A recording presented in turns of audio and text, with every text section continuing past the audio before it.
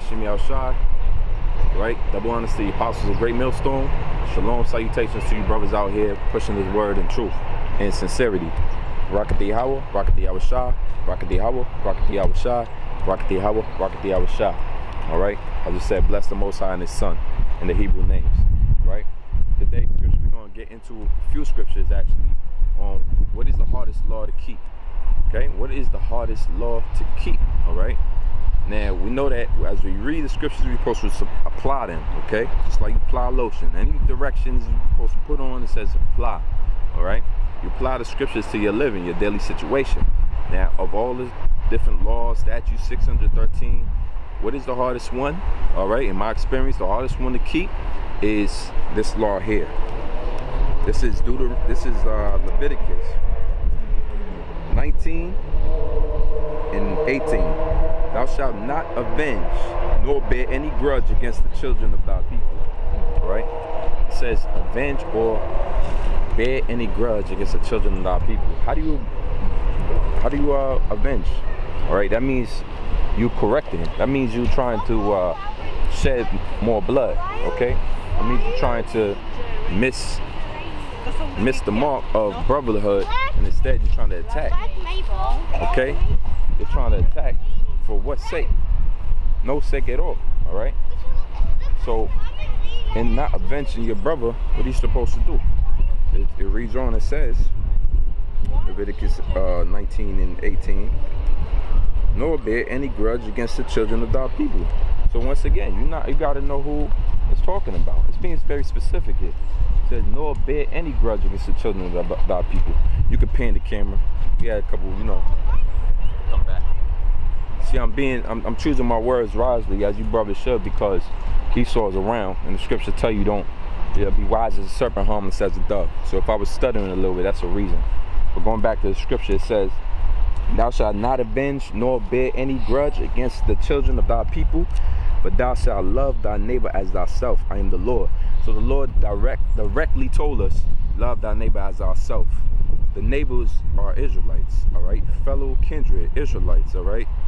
The neighbors are not talking about Esau. The neighbors is not talking about Ham or any of the other nations.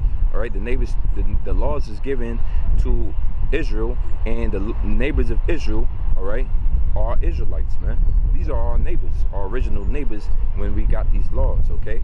All the other nations was killing us and being derogatory towards us, man, because they know the Lord is dealing with these people. They saw what happened during the time of Pharaoh and the great Exodus. They was all aware of that. Now, it's the hardest law to keep, because generally, what do you want to do? We come from a world where you treat somebody like shit for the most part if you don't know them. If you ain't grew up with this person, you tend to treat them like shit. If they ain't from your hood, you treat them like shit. I mean, walk through any projects and you see 1,000 niggas eyeing you sideways. Walk through even suburban areas where you're not, technically uninvited, and they'll treat you like shit. So we've learned from this world to treat each other like shit. You look at another Jake, you treat him even more like shit, because there's white supremacy in this earth, and that's pushed into the minds of our people, man. All right, that Willie Lynch syndrome, man. But not to get too technical, the scripture tells you, all right, the law tells you that we're supposed to love our neighbor as ourselves, and it says, notice how it says the word in it. It doesn't say don't do bad to your neighbor. It chooses to say love thy neighbor as ourselves. When you look at a brother, you're supposed to be looking at yourself. If you saw your face on another man of that brother, you would treat that man 100% differently. All right? And then you got to remember this. Everybody wants to do their own thing, but they don't want to get a taste of their own medicine.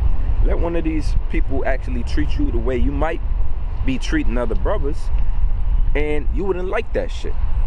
So it all boils down to this. Yes, that man might not be treating you as you want to be treated, but it doesn't say that. It says love him as you will yourself, man. So you got to go above and beyond the fact that how is you being treated, all right, and go to how you want to be treated. And that's exactly how you act upon how you're supposed to be treated. You see? So that cuts out, well, he ain't doing me right. Or that cuts out, well, I ain't getting no call from him. Or that cuts out all that other foolishness. Do unto that man as you want him to do unto you. Start the trend. If the trend right now is that nobody's talking, start the trend, man. Be a trendsetter. Be a leader. That's the difference between leaders and teachers. We're leaders first, teachers second. And it says in Deuteronomy, now I'm going to jump to Deuteronomy. This is why this is the hardest commandment to keep, okay? In my experience, it is. Deuteronomy 28 and, what was it, 48? What was it at? 54. 54.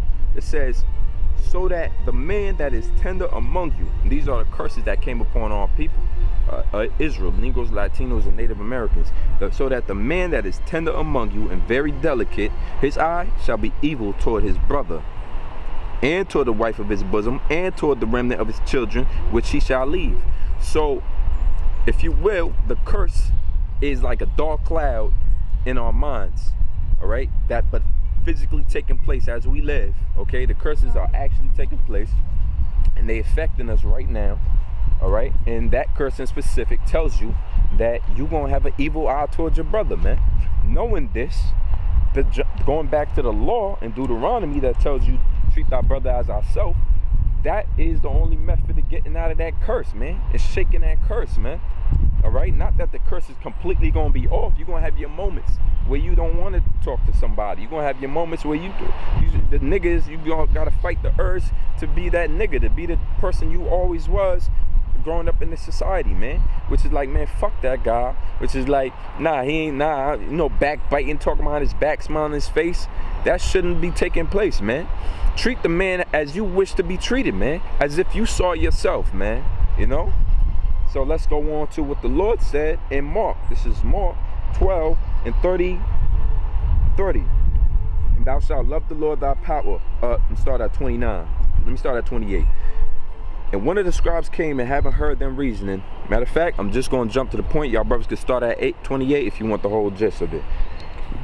The Lord said in verse 30, and thou shalt love the Lord thy power with all thy heart, and with all thy soul, and with all thy mind, and with all thy strength. This is the first commandment. Sounds easy enough to keep, which is putting off all idols, which is serving Yahweh Shem Yahushua first, which is supplicating, praying to him, all right? Now it goes on. And the second is like, namely this, thou shalt love thy neighbor as thyself. There is none other commandment greater than these, all right? If there's no other commandment greater than these, love the Most High, keep his commandments, and right under that is love thy brother as thyself. There shouldn't be no such thing as somebody saying, well, I don't know what's up with that man. He ain't talking no more. Well, what would you do if that was you? You would want somebody to reach out to you. You would want a brother to knock on your door. You would want a man to ask you how you doing. You would want a man to ask if you got enough money to eat. All these things that you would want, it's time to start doing. Not because he owes it to you, not because you owe it to him, because you owe it to Yahweh Shem Yahushua. And that's the proper conduct in which we're supposed to have towards each other while we on this earth, man. And what you think the kingdom is going to be like? A bunch of shunning, a bunch of turning back, a bunch of all that backbiting? No, the opposite, man. It's going to be exactly as the scriptures say when them curses are off of us completely. But then now we practice that. And that should be something, even though it's so hard, I'm coming hard because, you know, even myself with myself, you know, I speak for myself first. That's something I need to fully grasp and fully succeed in.